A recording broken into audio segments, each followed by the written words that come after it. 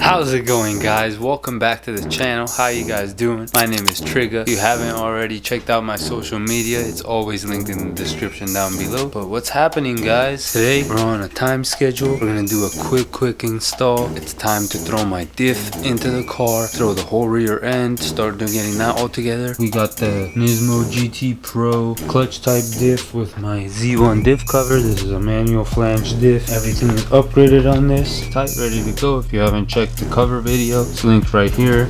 If you haven't checked the video out about me talking about it, explaining all this stuff, that'll be linked right up there too, so you can check it out. But yeah, guys, this is ready to throw in, and the sensors are all plugged in, everything. So now we're gonna go ahead and feed this bad boy up in here, and the diff sits in, like, the screw goes in this, but the diff sits in this location, and you guys see our drive line, which is right there. That will be hooking up to the diff. But yeah, everything is looking nice and ready to go. First thing you want to do, or what I'm gonna do, is I'm gonna take off these fittings, because we're gonna need to attach them to the other end of the lines. So we have our diff, we have our bolt washer and our extra washer. So technically how this is gonna work, guys, this washer is gonna, this black washer is gonna sit up top, the washer is gonna, the big washer is gonna sit at the bottom, and this is gonna get drilled in like this to the chassis. If you look where my finger is pointing, all the way right there, those holes are where these screws are gonna go up to. And then as well, the tip of this, which this comes up, is going to be coming out of that bushing. So now what you're going to want to do is you're going to guide this in and slowly bring it up and put it in there.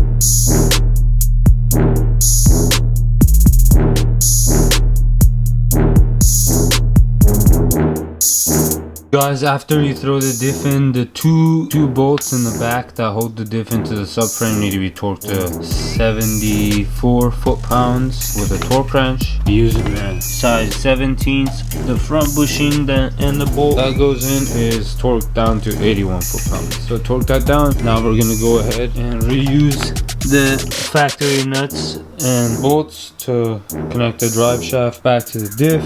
And I'm not gonna put any Loctite or anything on it right now, just because I just want to take the car to the show. But when I do bring it back, I'll do a full maintenance and everything on it. As well, we're gonna be using this new hardware. I went and bought it from a local shop called Hank's. Shout out to them. And I also got gel threaded nuts for it, since our new diff won't be threaded from the axle or the stub axle. We'll have to use a classic nut and bolt style.